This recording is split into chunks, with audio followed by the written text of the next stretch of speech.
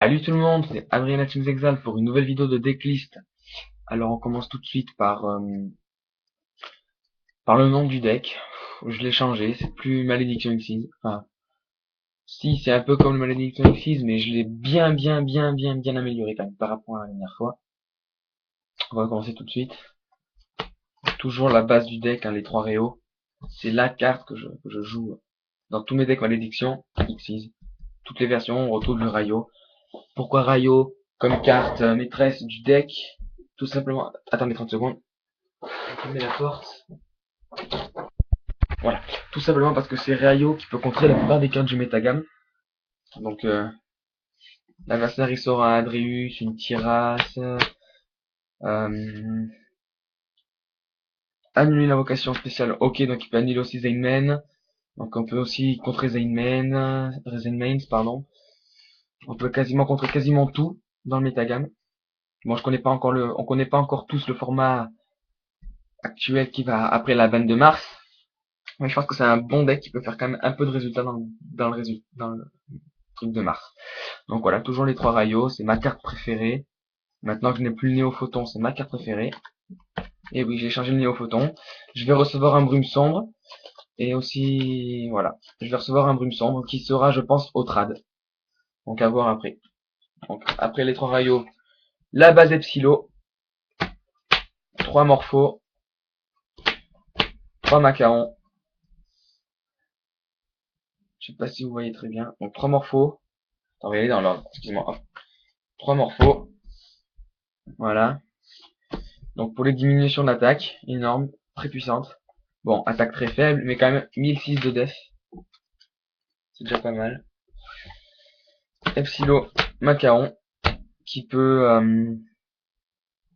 diminuer encore une fois l'attaque d'un monstre adverse.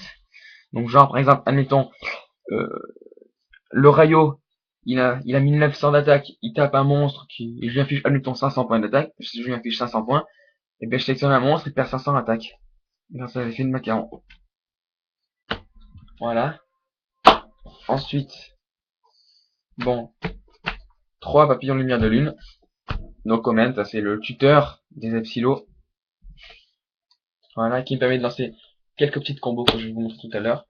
Alors là, c'est une nouvelle carte que j'ai rajoutée, que j'ai pensé, vu que je me prenais souvent des hommages torrentiels, des veilers, enfin des cartes qui me détruisaient tout mon terrain, tous mes monstres de mon terrain, j'ai pensé que mettre cette type, bon c'est rigolo, ça fait rétro, de Kuribo. Voilà quoi.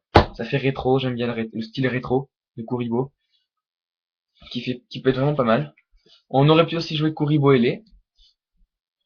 Kuribo Ailé, ouais. Je pense mettre un Kuribo et un Kuribo Ailé. Je pense. Dites-moi si ça va. Si c'est mieux. Dites-moi si c'est mieux deux Kuribo ou un Kuribo ailé et un Kuribo ou deux Kuribo ailé. Dans ces cas-là, je n'ai que un Kuribo ailé. Dans ces cas-là, je n'ai que un Kuribo ailé. Donc maintenant, je ne joue plus 3 mais 2 Naga Cyber. Pourquoi pas 3? Ben, ça faisait pas de main morte. Enfin, ça dépendait.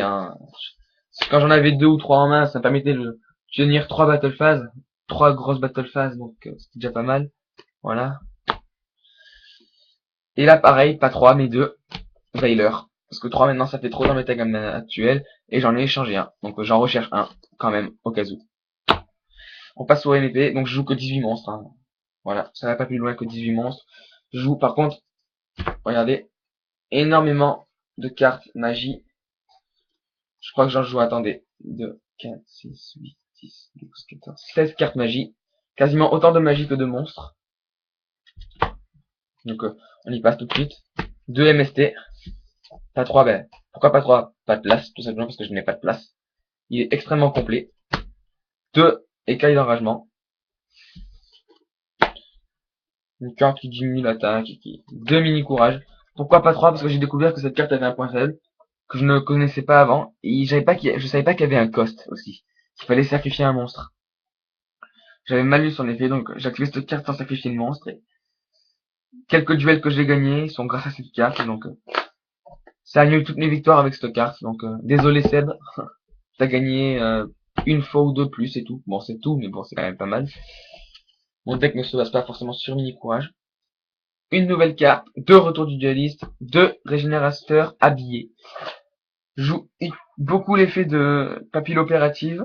Donc autant que j'ai cette carte pour recycler encore l'effet de mes papillos. Pourquoi pas trois? Bon, pas de place pareil, hein. Deux pods, pourquoi pas trois? Limité à deux. Et beaucoup d'invocations Xyz aussi. On passe maintenant à une nouvelle carte que j'ai relu son effet, relu et relu. J'ai eu cette carte n'avait quasiment aucun point faible. Enfin quasiment. Si, enfin si, elle en a un quand même, comme toutes les cartes. Mais elle est ultra méga puissante. J'en recherche une troisième. C'est pas prio, mais ça peut quand même. Je la mettrai pas en 3 dans mon deck, je la mettrai en une fois dans ma réserve. Je pense que ça peut faire vraiment beaucoup de dégâts. C'est l'attaque à force maximale. Une carte magie extrêmement puissante, je trouve. C'est une carte qui, le monstre n'est pas d'être au combat, ni toi, ni l'adversaire ne reçoit de dommages, mais le monstre en face est détruit. Donc en gros, on se retrouve face à un marshmallow, tout ça, le monstre est détruit. Voilà, hop, au revoir marshmallow. Le mec il est tout content, il sort un marshmallow, et ben non, il a plus de marshmallow. Voilà. Aussi un Bounzer par exemple. Ça peut faire très mal contre le Bounzer, sachant qu'on reçoit aucun point de dégâts et c'est pas par l'effet d'un monstre. Mais bon, sauf si Bounzer c'est l'effet d'une carte, ça contre le Bounzer. Voilà. Ça peut faire vraiment très mal. Donc les staples, Book of Moon, Dark Hole, Monster Reborn. Voilà. Je ne joue que 18 monstres, mais c'est toujours d'actualité. Bonne avarice. Voilà, 16 cartes magiques sont passées. On passe maintenant au piège. La classique, 3 assujettissements papillonnants. Voilà, no comment. Hein. C'est une carte extrêmement puissante dans ce deck. Elle peut annuler une attaque une fois par tour, etc. Une carte aussi que j'ai rajoutée qui est pas mal dans ce deck, hein, sachant que je diminue la défense, autant augmenter mon attaque. 2 kunai avec chaîne. Pourquoi pas 3? Ben, vous verrez tout à l'heure quand je vous montrerai le side. Et ouais, je pense que vous avez déjà compris. Le troisième est dans le side. Et 2 torrential. Vous aurez remarqué qu'il n'y a pas de warning, tout simplement parce que perdre des points de vie par des effets de cartes dans ce deck peut être fatal. Bon, on passe direct à la réserve. Voilà, les 2 warnings sont dans la réserve. Une écaille d'enragement dans la réserve. Un contrôle mental. Et un kunai. 2 transactions du monde ténébreux. Un signal de la suppression. Un violent orage. Un contrôleur d'ennemis. Un chaos et un trooper. Les 2 seuls monstres de la réserve. 2 dispositifs d'échappement obligatoires. Et un Graal. Voilà pour la réserve. On passe à l'extra deck. La carte maîtresse du deck. 3 papilles opératives. La carte qui permet de passer quelques petites combos sympas. Un perle. Un roi d'effet Alverdecht. 2 utopies. Bon, qui dit 2 utopies, dit forcément l'évolution, le chaos utopie. Voilà. 2 utopies plus T39. Je parle français maintenant. Un Stardust. Voilà. J'ai des Veilers. Synchro. Je vais vous montrer une petite combo assez sympa. Qui se joue avec le papillon lumière de lune. Et le mini courage. Donc on a le papillon lumière de lune sur le terrain. On active la carte mini courage. Non, voilà. On active la carte mini courage. On sacrifie le papillon. Et on peut, voilà, on diminue l'attaque à 0. L'effet du papillon s'active.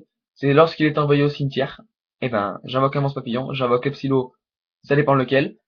Mais normalement, ça chaîne. Donc ça fait 1, 2. Ça se réduit à 2. Donc d'abord on invoque le monstre. Et après, on réduit les effets. Ouais, donc là on peut diminuer l'attaque de 2 monstres adverses. Donc, comme alors on va faire la chaîne dans l'ordre. On active le truc. On sacrifie. Effet. Non, effet de lui. Donc c'est l'effet qui est activé en premier. Donc on paye le cost. Effet de lui s'active en chaîne lorsqu'il est envoyé au terrain. Du terrain au cimetière, on invoque un monstre silo. Donc ça fait 2, 1. Donc on résout dans l'ordre 2. On commence par le 2. Donc on invoque le morpho. L'effet de lui réduit à 0. Effet de morpho, lorsqu'on réduit l'attaque d'un monstre, on réduit encore l'attaque d'un autre monstre. On le fait. Donc on réduit l'attaque de 2 monstres. Je viens totalement de découvrir cette petite combo. Je connaissais déjà cette combo. J'avais déjà réfléchi à cette combo pour invoquer un monstre Epsilo. Mais pas réfléchi à la combo pour réduire doublement l'attaque de monstres. Voilà. Donc c'est un deck assez stable. Qui réduit grandement l'attaque des monstres. et qui peut faire très mal aux monstres qui jouent beaucoup avec leur attaque. Et je conseille à ceux qui se jouent contre un deck comme ça de ne jamais se défendre, parce que c'est en se défendant qu'on prend cher avec ce deck. Voilà. Donc moi aussi j'ai beaucoup de cartes de défense et d'attaque. C'est un deck équilibré, donc voilà. Je compte peut-être le jouer dans un prochain tournoi ou faire des duels sur Skype. Voilà. Allez, j'attends vos conseils avec impatience et voilà. Donnez-moi ce que vous savez. Donc, aussi une petite annonce. Je vais bientôt recevoir peut-être une base Laval. Peut-être, c'est pas sûr encore. Parce que mec il voulait 3 Rayo et je les échange pas les 3. Je les échange plus, pardon. Parce que j'ai redécouvert ce deck. J'ai remanié ce deck, j'ai recherché plusieurs combos. Pendant plus d'une heure et demie, j'ai cherché des cartes qui peuvent s'entremêler ensemble et tout ça, en plus des 4 Epsilon que je comptais jouer. Voilà. On m'a fait du temps à trouver le side aussi, etc. Voilà. J'ai très bien réfléchi. J'ai mal à la tête d'ailleurs. Je vous cache pas ça. Et la nuque. Euh, voilà. Donc mes recherches, j'ai trouvé un numéro 32. Je devrais le recevoir d'ici mercredi ou jeudi, ou voilà, je sais pas. Je sais pas quand est-ce qu'il va envoyer. Ensuite, je vais recevoir des Evoltil et Volzor. Enfin, des Evoltil. Nage à chaud, je crois. Non, pas le nage à chaud, c'est l'autre là. El Ginero, voilà. Je vais recevoir l'El Ginero. Les Voltil et El Ginero. Donc je recherche des cartes pour le deck Evoltil et Volzor. Ouais. C'est secondaire, mais je recherche quand même. Parce que j'ai maintenant beaucoup. On m'a mis pas mal de cartes Evoltil et Volzor en cadeau. Donc maintenant j'ai quand même pas mal. J'ai 3 Lugucho, 3 Terias, 2 Elias. Non. Ouais, si c'est ça, 2 Elias, 3 Terias. 2 force, non, 0 force Evo, j'ai une force dégaine, une diversité Evo, enfin je sais plus ce que j'ai exactement, mais voilà, c'est secondaire. Je recherche aussi la Gia, Dolka, etc. Voilà. Ah oui, la carte, le mec qui doit m'échanger le numéro 32.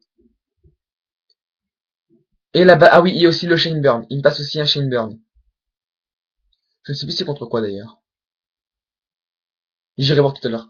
Alors je crois que le Shaneburn c'est contre des recherches qui voulaient depuis longtemps.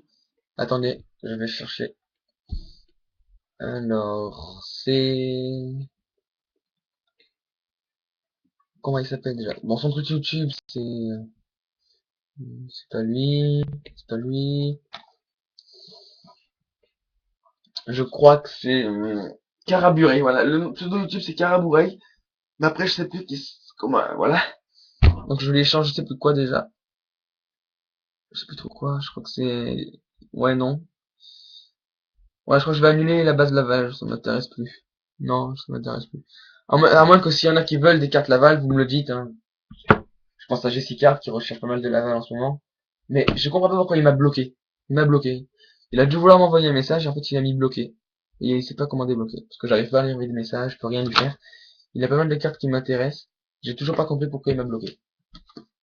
Bon, on va savoir pourquoi. Bon, allez, à plus sur YouTube parce que ça commence à faire un peu long. 14 minutes de vidéo. Je vous remercie d'avoir eu le courage de regarder la vidéo jusqu'à la fin. Mais bon, je pense que je suis pas non plus un mec emmerdant à ce point-là. Allez, ciao. À plus. Prochaine vidéo, normalement trade binder et des récaps.